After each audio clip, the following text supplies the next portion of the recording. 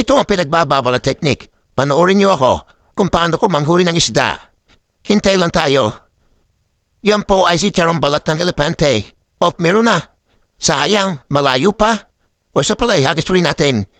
Sige, lapit kayo. Sige. Ulit-ulit na natin yan. Sige lang. Lapit lang. Ay nako, ay ibang lumapit. Kikong pagom. Ayan naman palahin ng bubulabog ka dyan. Ay di nga ako na tabi nga re. Huwag kang susunod. At bakit matutukan ka? O para may kanaw.